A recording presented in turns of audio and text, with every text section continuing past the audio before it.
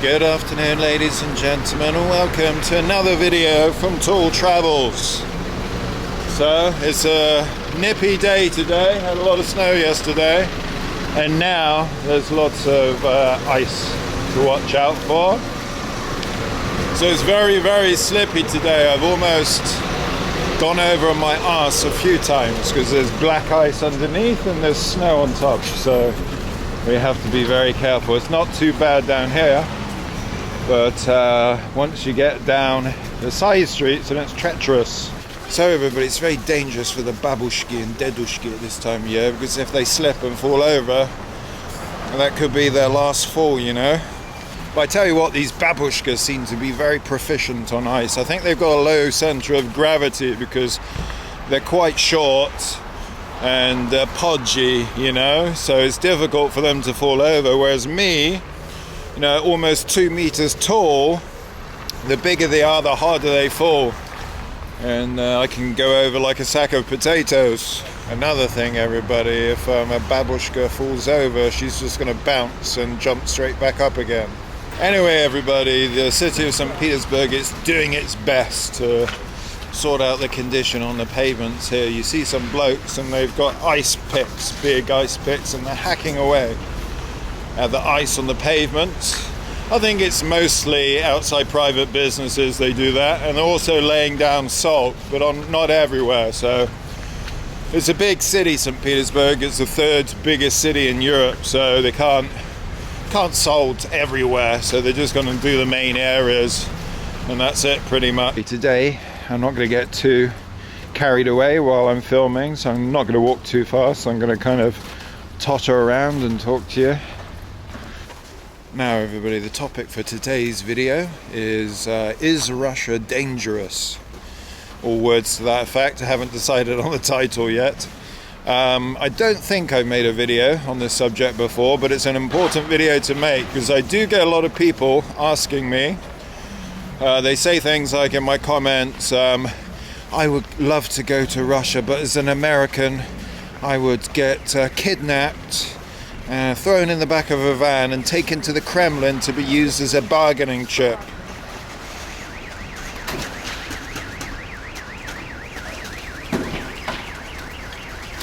So guys, there's still a lot of fear and paranoia around when it comes to Russia, and this is being drilled into the citizens of the Anglosphere, especially for many decades. So most people in the Anglosphere especially would never consider coming to Russia, especially in these exceptional political times. Yeah, everybody, so I get quite a few people asking me about the safety situation here in Russia. It could be friends, acquaintances, or followers on my channel. And I tell them that this is one of the safest places I've ever been and lived, but they still don't believe me. They would prefer to take the word of CNN or BBC over me that spends extended time in the country.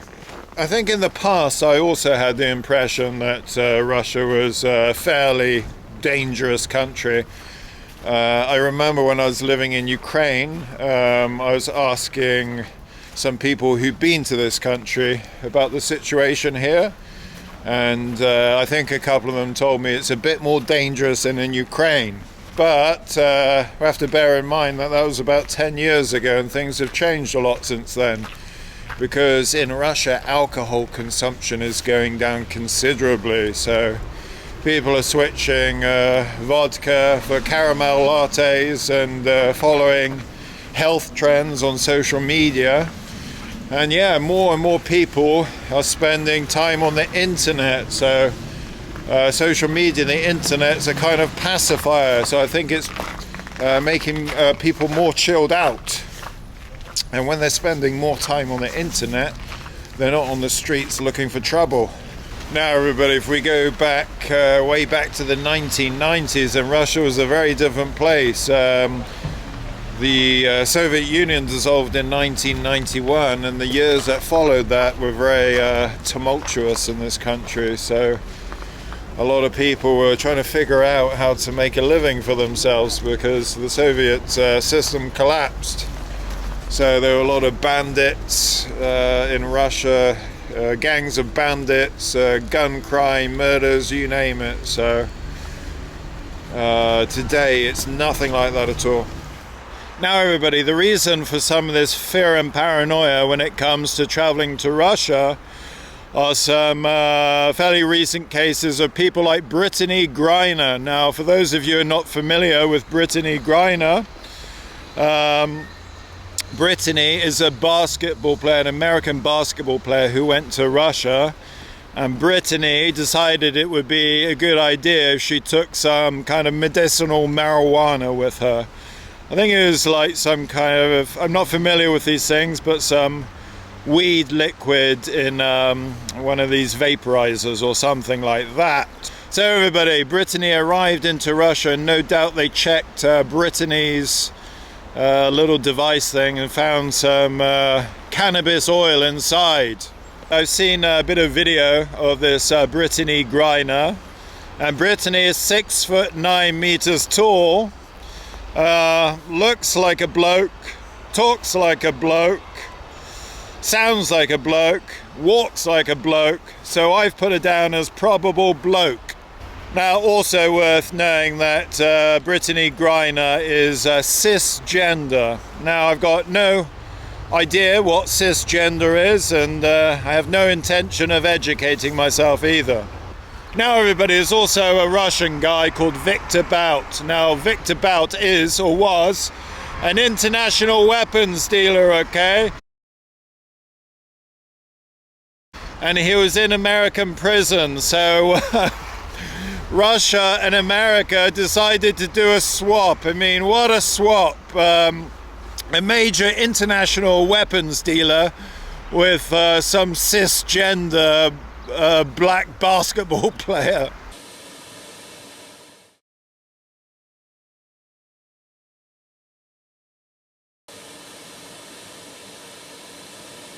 Now everyone, you can just imagine the conversation between Russia and America. Hello America, we have a basketball player of yours in Moscow in detention center. We would like to trade for Victor Bout, a Russian arms dealer. And then America were like, whatever, some American basketball player, you can keep him. And then Russia were like, you don't understand, it say on passport Brittany Griner woman. But we did a strip search, and we find what you would expect for a 6'9" basketball player. Then they say, sorry, maybe we old-fashioned, but in Russia, when we see 6'9" man with big thing between his legs, we call that man. And then the Americans like, wow, what are we going to do? The Russians are holding a 6'9" cisgender black female basketball player.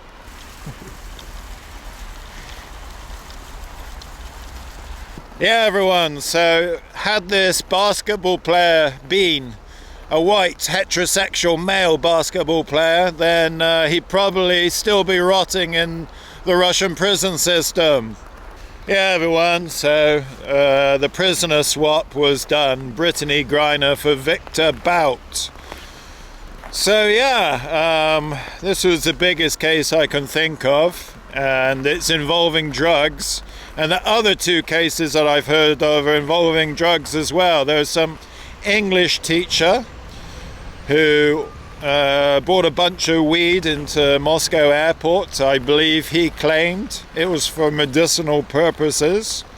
And there was also some, I don't know if it was an English teacher, some kind of musician, and he was caught selling drugs. So you have just three people, three Americans that I've heard of that are being put in prison. I can't think of any others. There might be some others. If you know some other stories, then by all means, leave something in the comments. Right, everybody, so let's talk about street danger in St. Petersburg in Russia. Now, here in St. Petersburg, it does feel very safe on the streets. I mean, there are some drunk and homeless people, or drunk homeless people, but they're usually not aggressive towards other people. They might ask you for a few rubles here and there, and if you don't want to give it to them, that's fine. They're not going to pursue you for money. Now, another preconception about Russia is that people will say, if you come here and you start walking around and speaking English, then you're going to become a target, which is absolutely not true. In the overwhelming majority of instances, people are just going to be curious about you. They think, wow, there's an English-speaking person in Russia. That's not very common at the moment. And if you're out in a bar or something like that and people hear you speaking English, then they might just have some cheeky fun with you. Pardon me, may I use your bathroom? Thank you.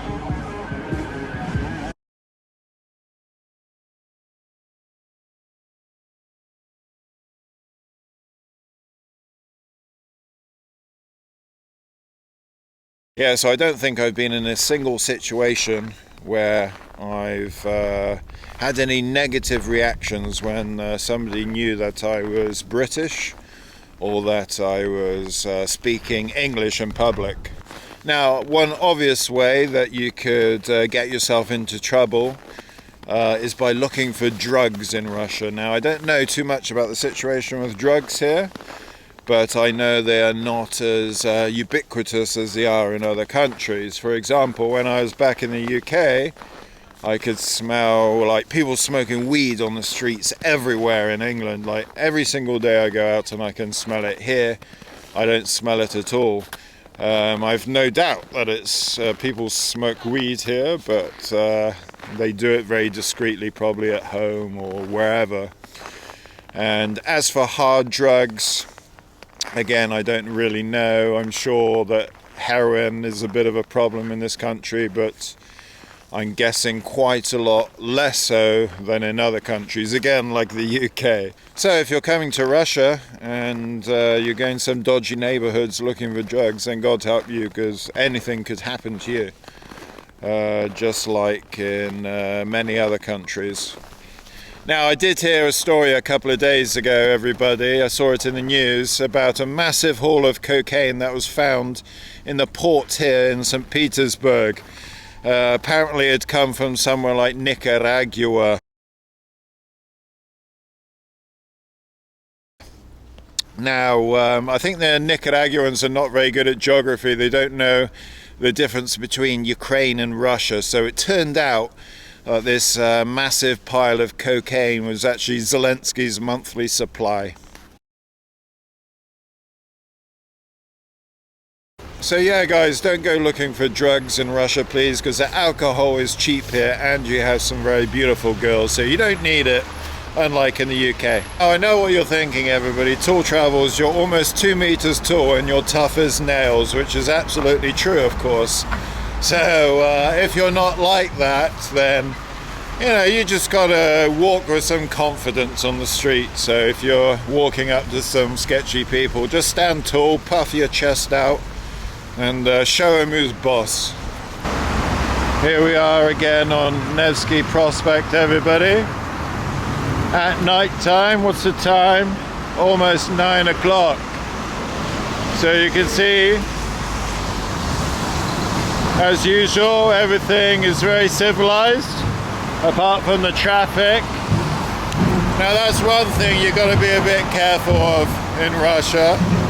One of the biggest dangers, I suppose, is the traffic. There can be a few crazy drivers here, and on this street at night time you get some boy racers late at night charging up and down, and occasionally they'll come off the road and kill some people.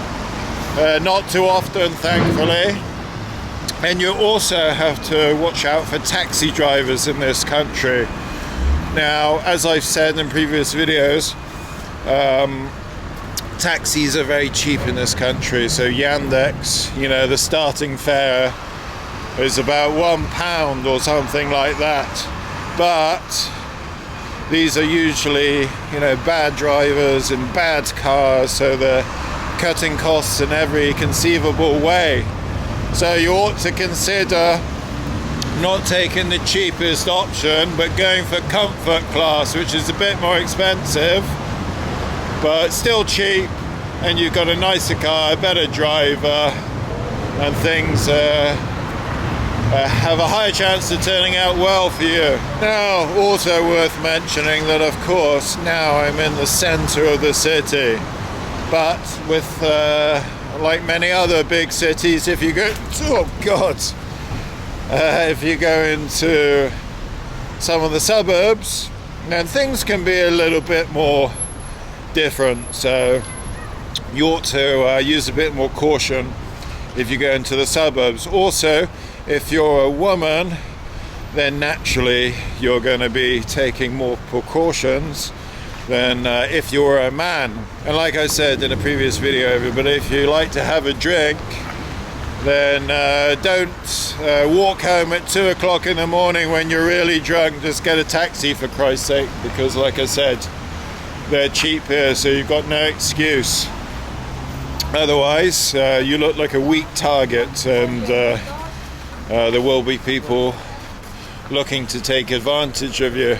Now, public transport is also very safe here in Russia, because I believe pretty much all the buses, trains, metro trains, they've all got CCTV. So I've never seen anything dodgy going on the public transport in this country.